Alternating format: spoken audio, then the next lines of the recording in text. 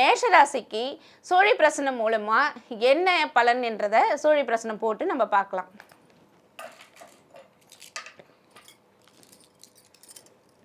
ஓம் நாகத்வஜாய வித்மஹே நாகரூபாய தீமஹி தன்னோ நாகதேவி பிரசோதயா.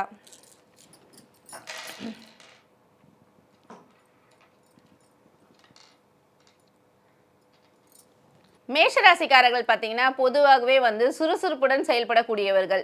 எந்த ஒரு விஷயம் இருந்தாலும் சரி, இப்போ ஒன்றும் இல்லை, ஒரு சமைக்கணும்னா கூட எப்படி கிச்சன் போயிட்டு எப்படி திரும்பி ரிட்டர்ன் வந்தாங்கன்னு தெரியாது. அந்த அளவுக்கு ஒரு சுறுசுறுப்புடன் வேலையை செஞ்சு முடிப்பாங்க.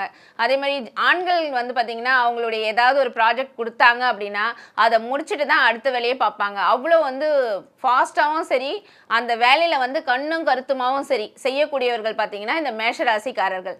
மேஷராசிக்காரர்கள் பார்த்தீங்கன்னா இந்த பங்குனி மாதம் 2ல் குரு பகவான் இருக்காரு. மேஷராசிக்காரங்களுக்கு 2ல் குரு இருக்கிறதுனால வாக்குஸ்தானம், அதாவது இவ்வளோ நாளாக பார்த்தீங்கன்னா இவங்களுடைய பேச்சு எடுபடாமல் இருந்திருக்கும். அதாவது வீட்லேயும் சரி, ஒரு வேலை செய்கிற இடத்துலையும் சரி, நண்பர்களிடையும் சரி, இவங்க என்ன ஒரு வார்த்தைகள் சொன்னாலுமே அது எடுபடாமல் இருந்திருக்கும். அதாவது அவங்க சொல்கிற வார்த்தைக்கு மதிப்பு இருந்திருக்காது.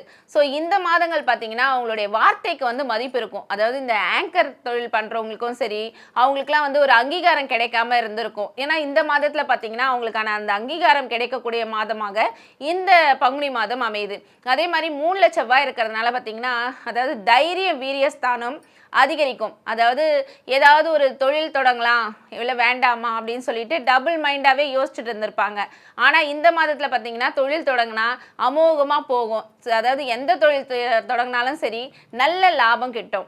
அது மட்டும் இல்லாமல் பார்த்தீங்கன்னா இவங்களுக்கு அதாவது மேஷராசிக்கு பார்த்தீங்கன்னா 6ஆம் பாவத்தில் பார்த்தீங்கன்னா கேது பகவான் உட்காந்துருக்காரு. மேஷராசிக்கு 6ல் கேது இருக்கிறது பார்த்தீங்கன்னா அதாவது உங்களுடைய இந்த தந்தை வழியில் பார்த்தீங்கன்னா ஏதாவது சில பிரச்சனைகள், அதாவது அவங்களுடைய முன்னோர்கள் மூலமாகவும் சரி ஏதாவது சின்ன சின்ன பிரச்சனைகள் மறையும்.